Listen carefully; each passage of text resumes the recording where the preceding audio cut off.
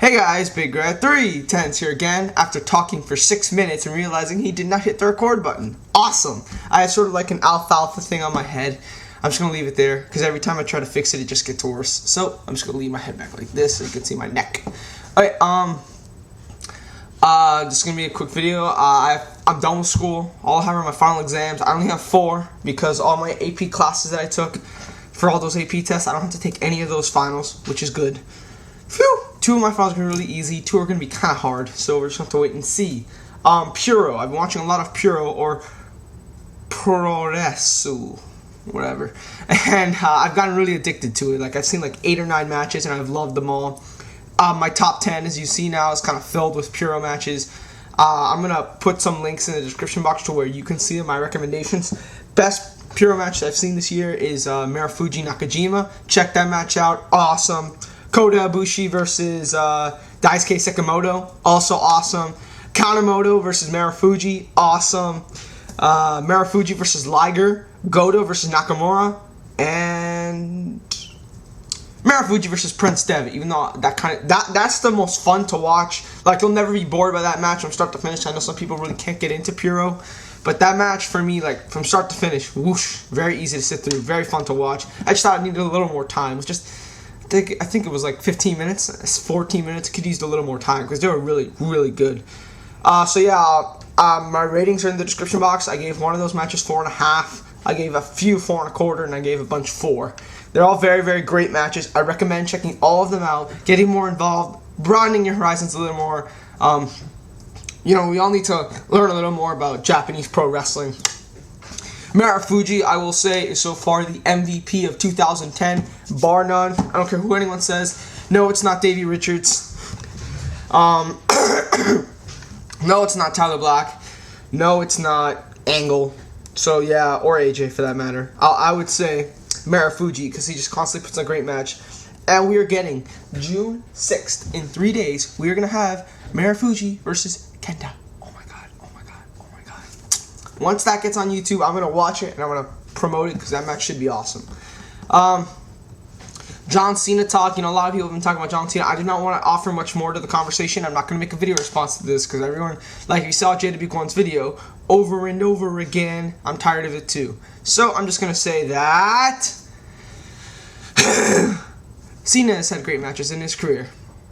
That's it. He had a great match. And like I said before, if people say he can only have great matches with people who can carry him, how come he had great matches with JBL, Batista, and possibly Khali's best match, which was just good, not great, but it was good.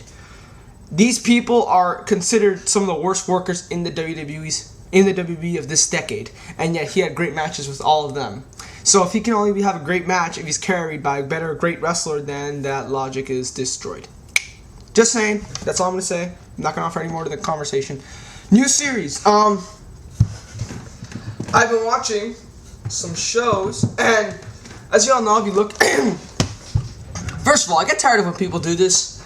On my channel, you will see the DVDs I'm going to review soon. I keep it on there. It's been there since like for almost 8 months now, possibly longer. It's always been there.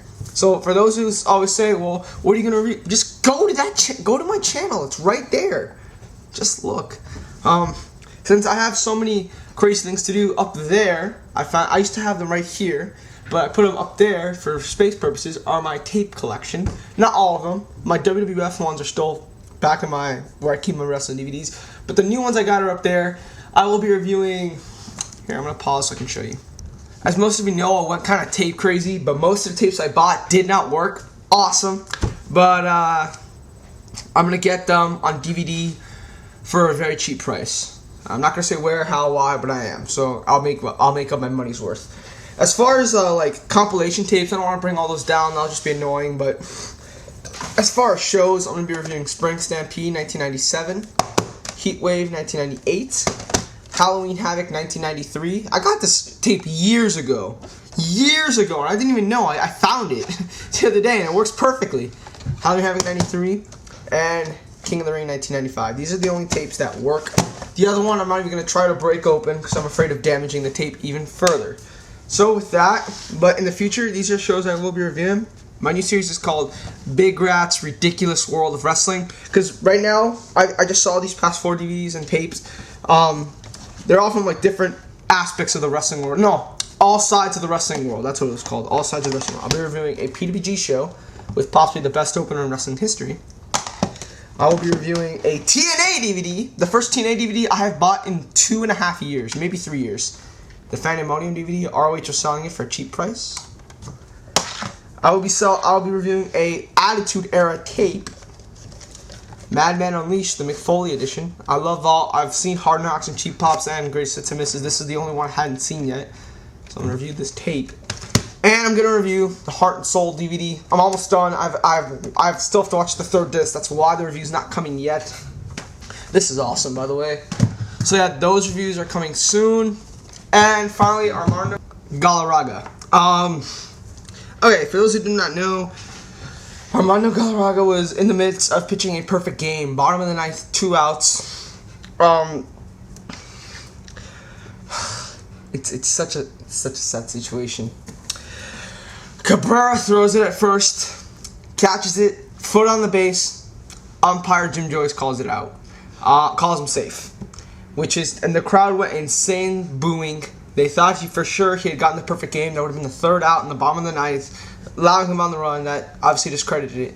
And replays show that the runner was out, like easily out.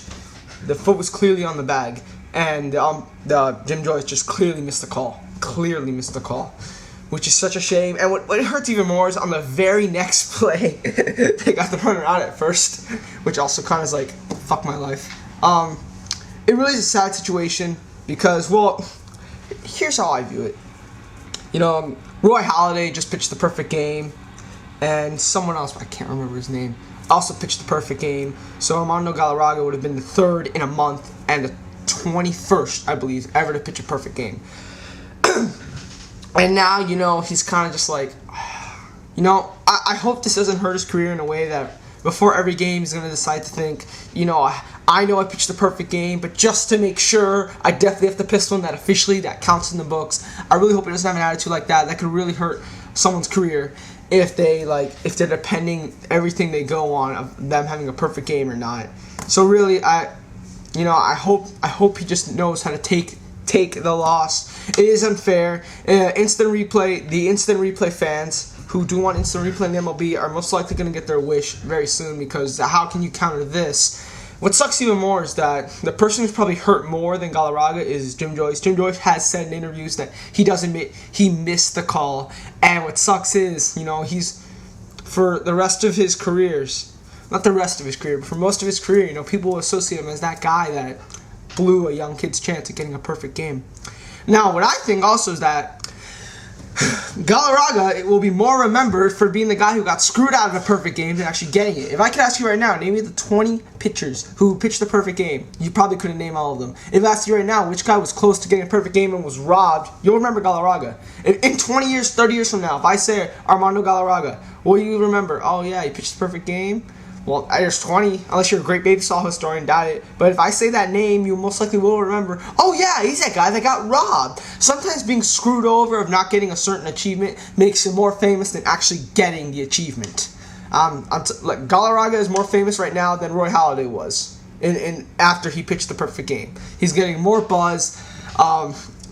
MLB, Bud Selig might decide whether or not he wants to review it or not.